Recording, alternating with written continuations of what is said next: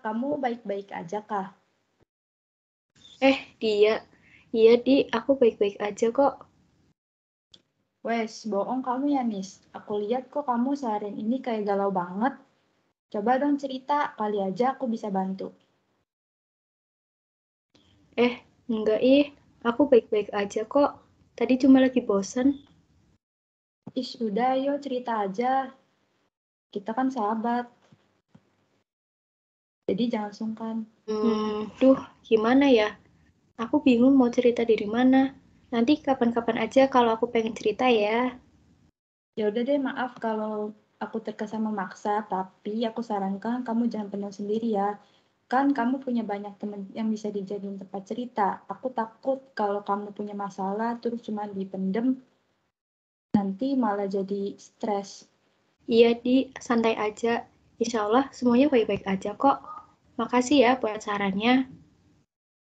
Oke, aku berharap demikian, Nis. Tapi yo, kalau semisal kamu butuh bantuan aku, nanti bisa hubungin aku aja ya. Aku siap membantu kok. Iya, siap. Makasih ya, Di. Ya, sama-sama, Nis. BTW, aku lapar nih. Mau ke kantin nggak? Aku nggak dulu deh, Di. Nggak nafsu makan. Jangan telat makan terus loh, Nis. Aku perhatiin sekarang kamu sering telat makan. Nanti asam lambungmu naik. Nanti aku makan kok di rumah. Ya udah deh, kalau gitu aku duluan ya. Nis, are you okay? Kelihatannya kamu kayak lesu gitu. Nggak apa-apa kok. Lagi agak sakit perut aja. Pasti belum makan ya? Iya, belum, Di. Kok kamu sering nggak makan, Nis? Lagi banyak pikiran, jadi nggak nafsu makan, Di. Pengen cerita, tapi bingung.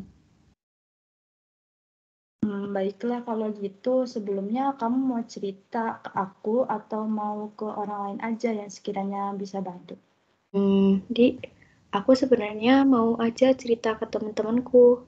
Tapi aku takut mereka malah lapor ke orang tuaku karena selama ini aku di rumah selalu berusaha buat terlihat nggak ada masalah.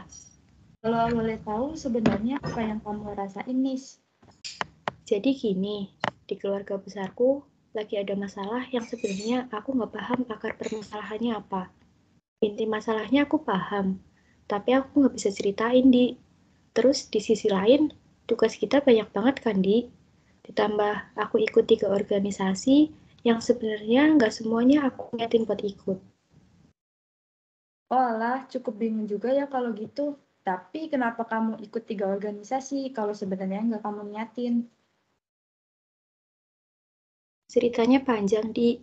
Tapi aku nggak bisa juga buat mengundurkan diri karena aku udah ada perjanjian buat ikut sampai selesai.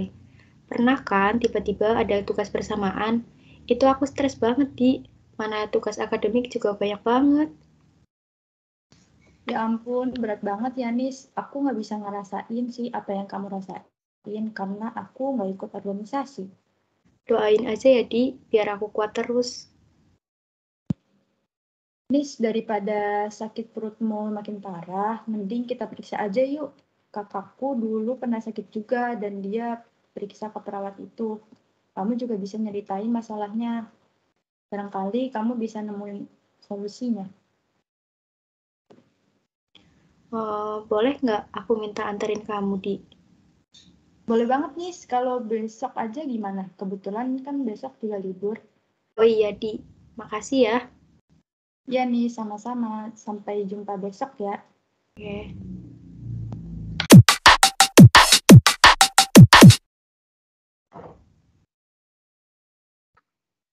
Halo, selamat pagi, Nurse. Selamat pagi juga. Baik, silakan duduk. Baik, terima kasih, Nurse. Ya, ada yang bisa saya bantu? Jadi gini, Nurse. Teman saya ini nampaknya sering merasa sakit perut karena pola makannya berantakan. Selain itu, dia juga lagi ada masalah yang berat, Nurse. Saya sering melihat dia melamun. Jadi, saya kira Nurse bisa membantu menyelesaikan masalah teman saya, Nurse. Baik, kalau begitu. Sebelumnya, Mbak boleh perkenalkan namanya terlebih dahulu? Ya, Nurse. Perkenalkan, nama saya Anissa. Nars boleh panggil Nisa aja. Baik Mbak Nisa, perkenalkan saya Ahmad Fariki selaku perawat yang nantinya akan membersamai untuk beberapa waktu ke depan ya Mbak. Baik, Nars. Baik, sebelumnya di sini saya akan memulai mengajak Mbak untuk berdiskusi ya. Untuk diskusinya bisa dilakukan dengan santai aja Mbak. Dan bisa sebisa mungkin untuk tidak sungkan dan mengutarakan segala isi pikirannya ya Mbak, supaya nantinya kita dapat menemukan solusi terbaik untuk Mbak Nisa. Sebelumnya, apakah boleh diceritakan apa saja keluhan yang Mbak Nisa alami saat ini? Ya, baik, Nars. Akhir-akhir ini saya lagi banyak pikiran dan sering merasa stres. Karena itu, saya sering nggak nafsu makan, Nars. Saya sering merasa lapar, tapi saya nggak ingin makan. Baik, kira-kira apakah Mbak tahu penyebab dari stres tersebut? Saya rasa saya kepikiran banyak tugas yang harus saya kebut dalam waktu bersamaan, Nars. Juga kepentingan organisasi yang nggak bisa dikesampingkan.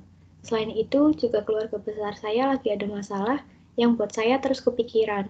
Saya sering melamun dan merasa nggak tenang gitu, Nars. Baik, seperti itu ya. Jadi untuk penyebabnya berasal dari tugas yang numpuk dan adanya sebuah konflik di dalam keluarga. Betul seperti itu, Mbak? Iya, betul sekali, Nars. Oke, baik, Mbak. Saya izin bertanya kembali, apakah Mbak mempunyai teman cerita? Ada sih, Nars. Kemarin saya baru cerita ke teman saya ini. Tapi nggak selamanya saya bisa mengungkapkan masalah yang saya alami ke teman terdekat. Saya lebih sering memendamnya, sampai-sampai saya kebingungan sendiri untuk menyelesaikan masalah yang saya alami. Oh, baik, Mbak. Tapi sebaiknya jangan dipendam lagi ya, Mbak. Karena bagaimanapun juga kan kesehatan mental itu penting. Jadi sebisa mungkin kita harus menjaganya dengan baik. Supaya segala kehidupan yang kita jalani akan berjalan dengan baik. Mungkin apabila Mbak sungkan untuk cerita ke teman terdekat, Mbak juga bisa rutin konsultasi ke saya nih, atau orang lain yang profesional juga Mbak, agar masalah Mbak dapat teratasi dengan baik. Ya, baik, Nars. Akan saya usahakan. Baik Mbak, untuk selanjutnya sudah berapa kali Mbak merasakan rasa stres tersebut? Dan mohon maaf ya, saya bertanya seperti ini. Apakah Mbak ada kepikiran seperti ingin mengakhiri hidup yang disebabkan oleh masalah tersebut? Untuk rasa stres sih, saya udah alamin dari beberapa hari yang lalu, Nars. Dan untuk pikiran bunuh diri, alhamdulillah nggak ada ya, Nars. Tapi, Nars, uh, Hmm, tapi kenapa Mbak? Bisa dilanjutkan kok. uh, tapi akhir-akhir ini saya merasa kurang beribadah dan sudah merasa jauh dari Tuhan. Hal tersebut tidak saya lakukan karena saya sedang banyak pikiran. Apakah itu bisa menjadi penyebab saya nggak tenang ya, Nars? Ya, baik Mbak. Itu juga bisa jadi penyebabnya nih. Jika Mbak Nisa seorang Muslim, pasti Mbak Nisa mengerti jika sholat 5 waktu itu wajib dilaksanakan. Kalau boleh tahu, apakah akhir-akhir ini Mbak Nisa selalu melaksanakannya? Hmm, saya selalu sholat, Nars, tapi sering telat karena saya males-malesan dulu. Saya sering merasa waktu sholatnya masih panjang, kenapa harus di awal waktu gitu? Emang sih, dari dulu orang tua saya selalu mengajarkan sholat tepat waktu. Oh, jadi gitu ya Mbak. Baik Mbak. Selain sholat di awal waktu, apa yang biasa Mbak bisa lakukan? Saya ngaji terus sih, Nars. Tapi akhir-akhir ini saya sering merasa malas. Malam-malam sering kepikiran beban hidup. Dan saya rasa saya jadi jarang berdoa. Nah, baik Mbak. Mulai sekarang nih Mbak Nisa bisa mencoba untuk memperbaiki kebiasaannya. Bisa kembali dimulai lagi ibadahnya, biar Mbak Nisa merasa tenang. Cara mengubah lagi kayak dulu itu gimana ya, Nars? Kadang saya ngerasa nggak adil, kenapa beban hidup saya seberat ini. Saya ngeliat teman-teman saya yang lain, enjoy banget melewati hari-harinya. Kelihatannya mereka juga nggak punya masalah keluarga. Nah kan kelihatannya Mbak, kelihatannya. Kita kan nggak tahu yang sebenarnya teman-teman Mbak Nisa rasain. Mungkin juga teman-teman Mbak Nisa punya permasalahan yang sama, cuman kan nggak kelihatan. Oh iya, benar juga, Nars. Kenapa saya nggak kepikiran itu ya? Iya Mbak, mulai sekarang Mbak Nisa bisa atur lagi nih. Dan ubah kebiasaannya kayak dulu. Untuk beribadah di awal waktu ya. Saya juga muslim dan alhamdulillah selalu melaksanakan sholat di 5 waktu itu. Setiap ada masalah, saya selalu cerita sama Allah. Kadang saya juga merasa nggak adil, tapi saya yakin kalau kita dikasih masalah, seperti pasti kita bisa melaluinya. Untuk memulainya, bisa sedikit-sedikit dulu. Buat sholatnya tetap harus dilakukan. Ngajinya mungkin 1 sampai 2 lembar. Dan sering-seringlah berdoa sama Allah. Kalau kita membiasakan dari hal kecil, pasti pelan-pelan kita merasakan ingin ditingkatkan kan? Dan kebetulan Mbak Nisa ini lagi merasa banyak masalah ya. Coba Mbak berdoa biar masalah cepat selesai. Kalau kita mendekatkan diri sama Tuhan kita, pasti kita akan merasa lebih tenang kok. Nanti bisa dimulai lagi ya Mbak. Oke, siap. Makasih sarannya, Nars. Oh iya, sebelumnya saya izin bertanya. Apakah ada saran lain yang bisa saya lakukan ya, Nars? Baik Mbak, mungkin Mbak Nisa bisa senantiasa memikirkan berbagai hal positif dan berusaha semaksimal mungkin untuk membuang semua hal-hal yang berbau negatif ya. Selalu fokus untuk menerapkan pola pikir yang sehat, karena bagaimanapun pikiran yang sehat bisa membawa kita kepada kehidupan yang lebih baik pula. Selain itu, Mbak juga bisa melakukan meditasi. Kemudian, untuk temannya Mbak Nisa nih, juga bisa selalu memberikan kata motivasi atau dorongan yang bisa membangkitkan kembali semangat hidup Mbak Nisa. Baik, Nars, karena bagaimanapun Anissa itu kan teman saya. Jadi pastinya saya akan memberikan dorongan kepada dia supaya Nisa ini bisa tetap semangat. Baik, Nars, akan saya terapkan dalam kehidupan sehari-hari. Namun, saya izin bertanya kembali. Kalau boleh tahu, meditasi itu apa ya, Nars? Dan bagaimana caranya untuk menerapkan hal tersebut? Baik, Mbak. Meditasi itu merupakan sebuah latihan untuk memusatkan dan menjernihkan pikiran kita, sehingga pikiran Mbak Nisa bisa merasa lebih tenang dan nyaman. Adapun cara yang Mbak Nisa lakukan ialah seperti duduk tegap terlebih dahulu, dan kemudian tarik nafas secara perlahan-lahan. Setelah itu, Mbak Nisa memfokuskan perhatian dan pikiran Mbak pada setiap tarikan nafas dan perasaan Mbak. Oh ya Mbak, Mbak Nisa juga bisa menyelingi nih sesi meditasi untuk berdoa, bersyukur, ataupun positif self-talk. Ya Mbak. Walah, baik, Nars. Terima kasih atas penjelasannya. Baik Mbak, untuk selanjutnya apakah ada keluhan lain yang Mbak rasakan selain dari rasa stres tersebut? Ada, Nars, tapi sakit perut biasa aja sih. Wah, kira-kira apa Mbak menurut Mbak penyebabnya dari rasa sakit tersebut? Kalau sakit perut ini sih cuma sakit perut biasa, Nars, di bagian lambung gitu. Mungkin karena saya salah makan kali ya? Dia sebetulnya itu jarang makan, Nurse. Waktu itu saya pernah ajakin dia makan, tapi dia menolak, katanya nggak nafsu makan.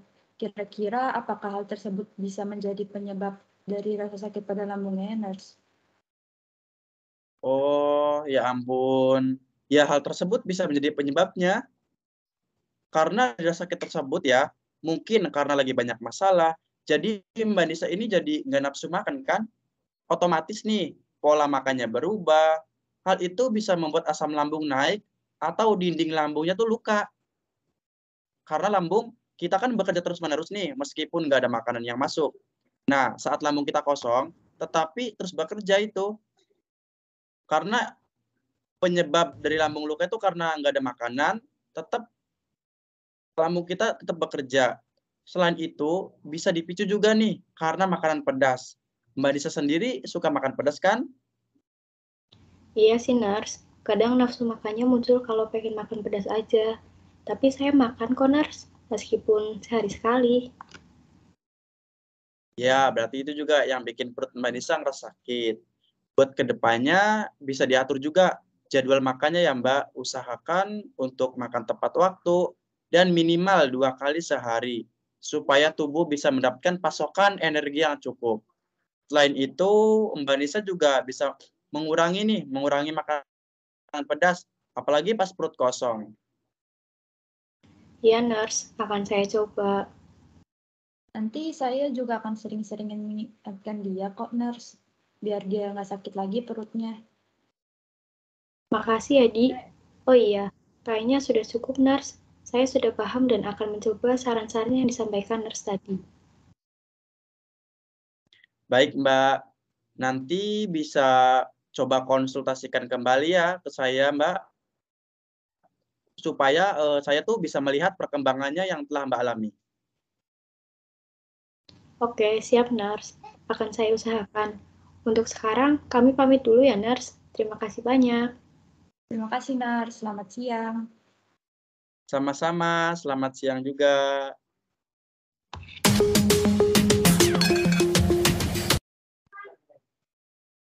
Halo, selamat siang, Nurse. Selamat siang, Nurse. Halo, selamat siang juga. Bagaimana nih Mbak Nisa? Apakah ada perkembangan Mbak Nisa yang alami tadi?